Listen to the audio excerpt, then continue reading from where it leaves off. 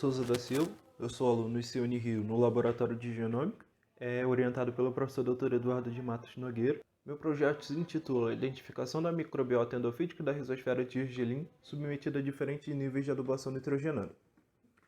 O gergelim é uma oleaginosa pertencente à família das pedaliáceas, gênero Sésamo.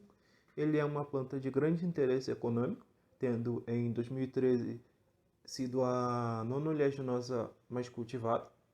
O seu cultivo no mundo ele é feito em diversos países, sendo Índia e China os maiores produtores. No Brasil, o gergelim é produzido principalmente nos estados de Goiás, São Paulo e Mato Grosso, além da região do Triângulo Mineiro e Nordeste. O gergelim é uma planta que apresenta uma alta eficiência estomática, que confere a ele maior resistência à dessecação.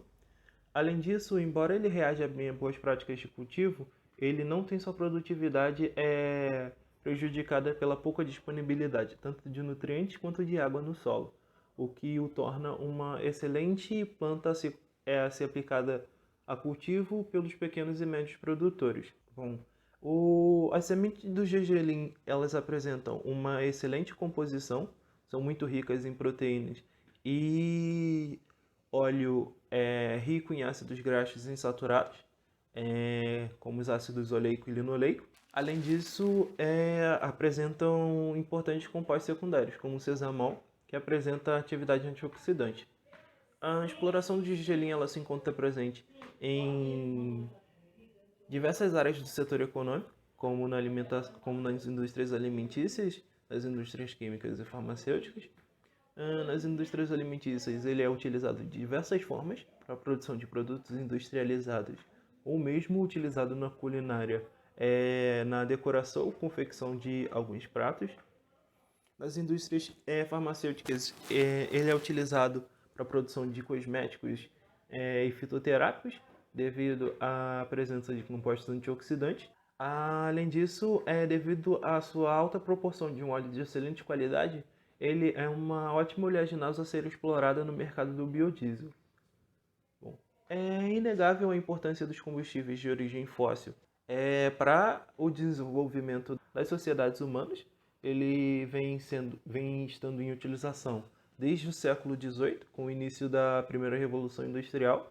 Porém, a utilização desses combustíveis eles possuem um grande problema associado, que é a liberação de CO2 por sua combustão, contribuindo para a elevação da concentração atmosférica desse gás, o que está associado a alguns problemas ecológicos que já vêm sendo observados há um tempo, como o aumento da temperatura atmosférica e o efeito estufa. Por essa razão, é muito visado formas de reduzir ou até mesmo substituir a utilização desses combustíveis na produção de energia. Dentre essas formas, nós temos o biodiesel. O biodiesel ele é um biocombustível, sua produção mais popular é a partir da transesterificação de óleos vegetais. A sua produção dessa forma, ele é feito com o cultivo de oleaginosos, produzem sementes das quais o óleo é extraído. O óleo então passa pelo processo de transesterificação, produzindo biodiesel, e esse biodiesel é utilizado para a produção de energia em veículos. A combustão desse biodiesel ele vai gerar energia e gás carbônico, sendo que o gás carbônico produzido pela combustão de biodiesel vai ter um equivalente assimilado pelas culturas de oleaginosas, de maneira a equilibrar a saída e entrada de gás carbônico na atmosfera, criando um ciclo de produção de energia completamente renovável. No Brasil, no ano de 2004, foi criado o Programa Nacional de Produção de Biodiesel e com ele veio o plano das misturas, que visavam tornar obrigatória a mistura de uma certa porcentagem de biodiesel ao diesel de petróleo produzido. Bom, embora ele seja uma fonte de produção de energia completamente renovável, tem um problema associado, que é associado às atividades de cultivo. Devido à grande utilização de adubos minerais e compostos químicos altamente nocivos, como pesticidas, eles possuem grandes problemas associados, principalmente à contaminação de recursos hídricos e eventuais consumidores. Bom, os micro-organismos eles desenvolvem relações com diversos tipos de hospedeiros, desde macro até mesmo outros micro-organismos, de maneira que essas relações despertam um interesse econômico. Na agricultura, um grande motivo para se ter interesse econômico nessas relações é devido a elas poderem trazer malefícios ou benefícios à atividade de cultivo, como através da ação de micro-organismos fitopatogênicos ou mesmo as bactérias promotoras de crescimento vegetal. Dentre os mecanismos de atuação dessas bactérias promotoras de crescimento vegetal, nós temos a disponibilização de nutrientes, como solubilização de fosfatos, fixação biológica de nitrogênio, etc. Produção de fito-hormônios que vão auxiliar as plantas hospedeiras em seu desenvolvimento, além de serem capazes de atuar como controle biológico de pragas. Bom, os benefícios da aplicação dessas bactérias promotoras de crescimento vegetal nas atividades de cultivo, por poderem serem potenciais auxiliadores na redução da utilização de compostos inorgânicos como adubos, com o objetivo de aumentar a produtividade, ou mesmo de compostos químicos nocivos, com o objetivo de evitar a perda de produtividade pela ação de micro-organismos patogênicos. Bom, a composição da comunidade dos micro-organismos no solo, ela vai, dentre outros fatores, ser afetada também pela disponibilidade dos nutrientes no solo, de maneira que o aumento ou a diminuição na quantidade de nutrientes naquele sistema vai induzir alterações diretas na composição da comunidade dos micro-organismos. A forma como esses micro-organismos vão variar de acordo com a disponibilidade de nutrientes vai depender de características próprias do organismo, como uma maior ou menor tolerância a condições de alta ou baixas trofias. Bom, mas então o que acontece quando o nitrogênio ele é disponibilizado? Alguns grupos funcionais, como micorrizas e oxidadores de amônia, são altamente sensíveis à entrada de nitrogênio nos sistemas. Além disso, devido à relação que as bactérias fixadoras de nitrogênio estabelecem com suas plantas hospedeiras, há de se esperar que o fornecimento, a entrada de nitrogênio de fora do sistema vai impactar de forma negativa a relação que os micro-organismos desse grupo estabelecem com os hospedeiros, comprometendo assim os benefícios da interação.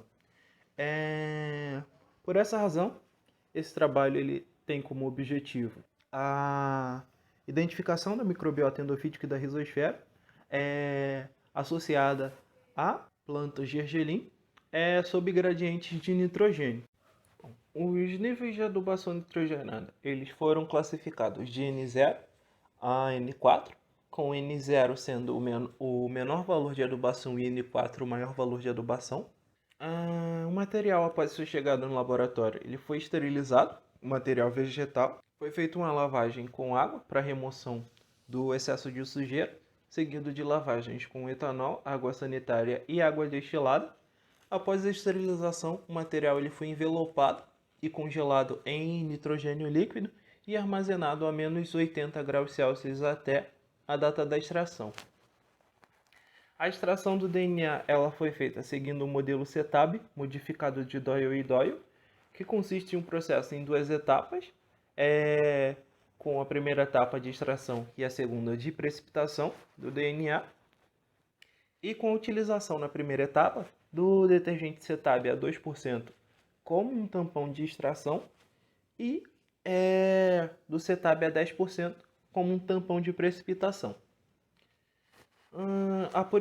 Após a extração, uma alíquota de 100 microlitros de DNA de cada amostra foi purificada por 2 vezes, utilizando o kit AM Pure XP Magnetics Beads, seguindo a metodologia do fabricante. Bom, Após o procedimento de extração e as purificações, foi feita uma eletroforese em gel de agarose, TE1%, com o objetivo de avaliar a presença e integridade de DNA genômico nas amostras. Após a segunda purificação, as amostras elas foram quantificadas por fluorimetria em plataforma Qubit Fluorometer 2.0. Aquelas amostras que apresentaram a concentração menor do que 9 nanogramas por microlitro, elas foram concentradas, e as amostras que apresentaram concentração maior do que 11 nanogramas por microlitro foram diluídas, de maneira que as amostras ficassem com a concentração na faixa entre 9 e 11 nanogramas por microlitro. Bom, a concentração das amostras ela foi feita utilizando o Eppendorf Concentrator Plus, e a diluição das amostras foi feita utilizando água ultrapura autoclavada. Bom, a extração do DNA do tecido vegetal, parte aérea e raiz, ela ocorreu conforme o esperado. Porém, se tratando do solo rizosférico, o protocolo apresentou uma perda clara de eficiência, sendo necessário um maior número de extrações das amostras até que se conseguisse uma amostra com DNA em boa concentração e qualidade suficiente a ser destinado aos procedimentos de análise.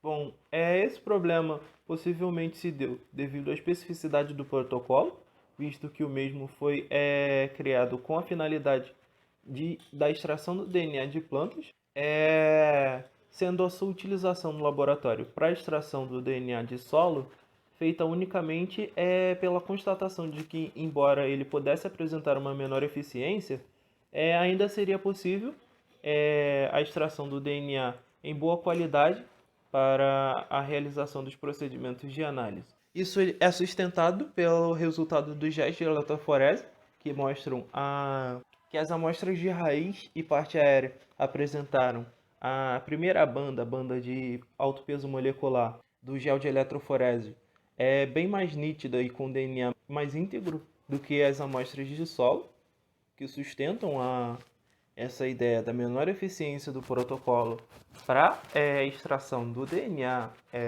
de solo rizosférico. Bom, as purificações elas correram como esperado.